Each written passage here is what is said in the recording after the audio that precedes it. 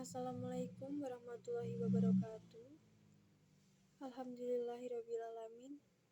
Wassalatu wassalamu ala asrofil anbiya'i wal mursalin wa ala alihi washabihi ajma'il amma ba'du. Saudaraku semua yang dirahmati Allah Subhanahu wa taala, marilah kita panjatkan segala puji dan syukur kehadirat Allah yang senantiasa memberikan kenikmatan dan karunia-Nya kepada kita semua.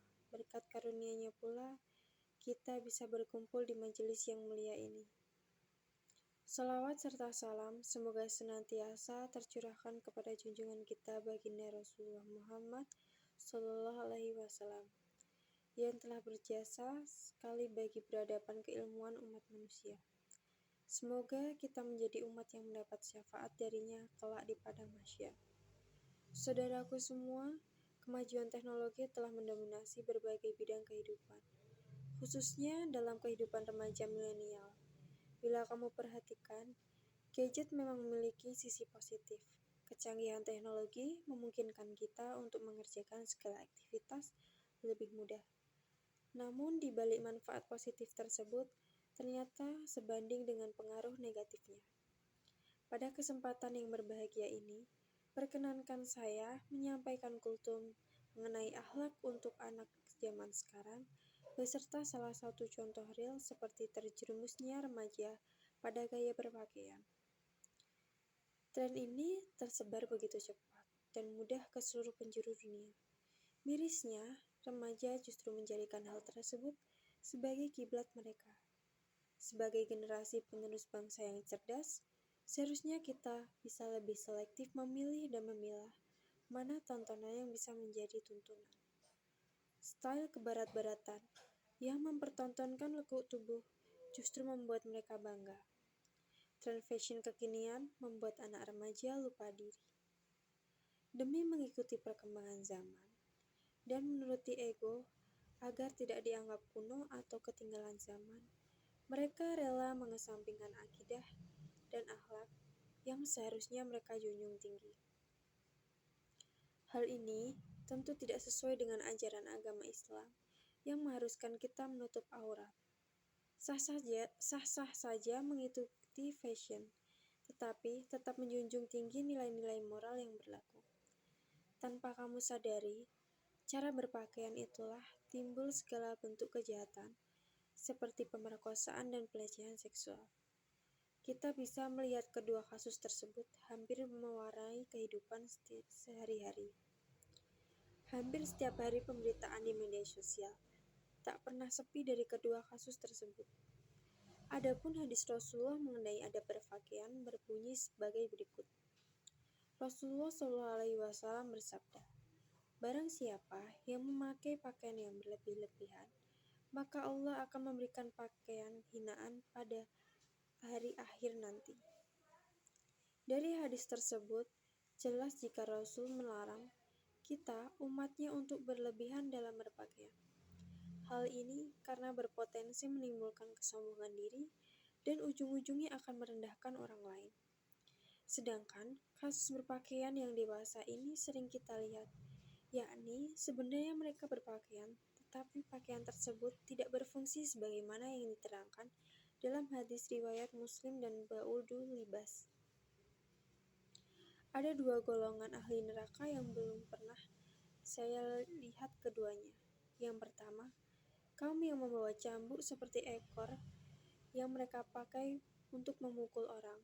Dan yang kedua, perempuan-perempuan yang berpakaian tetapi telanjang, yang cenderung kepada perbuatan maksiat dan mencenderungkan orang lain kepada perbuatan maksiat. Rambutnya sebesar punuk unta. Mereka tidak akan bisa masuk surga dan tidak akan mencium bau surga, padahal bau surga itu tercium sejauh perjalanan. Demikian dan demikian. Tren memang tidak menuntut kamu untuk mengikutinya.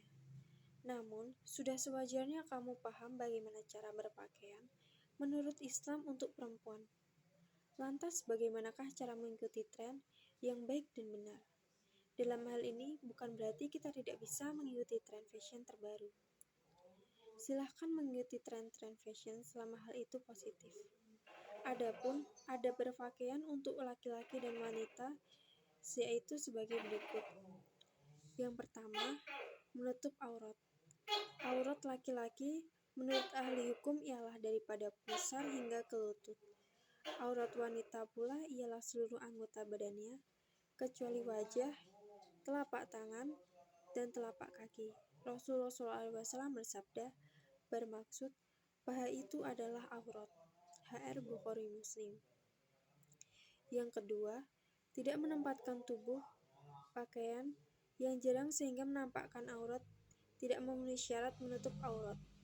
Pakaian jarang bukan saja menampakkan warna kulit, malah boleh merangsang nafsu orang yang melihatnya. Rasulullah SAW bersabda yang artinya, 2 golongan ahli neraka belum pernah aku lihat, ialah golongan yang memegang cemati seperti ekor lembu yang digunakan baginya untuk memukul manusia, dan satu golongan lagi yaitu wanita yang memakai pakaian tetapi telanjang dan meliuk-liuk badan juga kepalanya seperti bongol unta dengan tunduk. Mereka tidak masuk surga dan tidak dapat mencium baunya, walaupun bau surga itu dapat dicium daripada jarak yang jauh. HR Bukhari Muslim. Kemudian yang ketiga, pakaian tidak ketat. Tujuannya adalah supaya tidak kelihatan bentuk tubuh badan yang merangsang lawan jenis untuk bermaksiat. Keempat, tidak menimbulkan perasaan ria. Rasulullah SAW bersabda, bermaksud, siapa yang melabuhkan pakaian karena perasaan sombong, Allah tidak akan memandangnya pada hari kiamat. Dalam hadis lain, Rasulullah bersabda, siapa yang memakai pakaian yang berlebih-lebihan, maka Allah akan memberikan pakaian kehinaan padanya pada hari akhir nanti. Kelima, lelaki dan wanita berbeda. Maksud pakaian yang khusus untuk laki-laki tidak boleh dipakai oleh wanita. Begitu juga sebaliknya. Rasulullah mengingatkan hal ini dengan tegas pada sabdanya yang artinya, Allah mengutuk wanita yang meniru pakaian dan sikap lelaki dan lelaki yang meniru pakaian dan sikap perempuan. HR Bukhari Muslim. Beliau juga bersabda, Allah melaknat laki-laki berpakaian wanita dan wanita berpakaian lelaki. Kemudian yang keenam, larangan pakaian sutra. Islam mengharamkan kaum lelaki memakai sutra. Rasulullah SAW bersabda, janganlah kamu memakai sutra. Sesungguhnya orang yang memakainya di dunia tidak dapat memakainya di akhirat. Yang ketujuh, memanjangkan pakaian. Contoh seperti tudung yang seharusnya dipakai sebagai kehendak syara, yaitu baginya menutupi kepala dan rambut, tengkuk atau leher, dan juga dada. Allah berfirman bermaksud, wahai Nabi, katakanlah kepada seluruh istri-istri dan anak-anak perempuanmu, serta perempuan-perempuan beriman, supaya mereka memanjangkan pakaiannya, bagi menutup seluruh tubuhnya, ketika mereka keluar rumah. Cara yang demikian lebih sesuai untuk mereka dikenal sebagai perempuan yang baik-baik, maka dengan itu mereka tidak diganggu. Dan ingatlah Allah adalah Maha Pengampun dan Maha Penyayang. 8. Memilih warna sesuai. Contohnya, warna-warna lembut termasuk putih, karena ia tampak bersih dan warna itu sangat disenangi dan sering dipilih menjadi pilihan Rasulullah SAW. Baginda bersabda bermaksud, pakailah pakaian putih karena ia lebih baik, dan kafankanlah mayat kamu dengan kainnya, atau kain putih.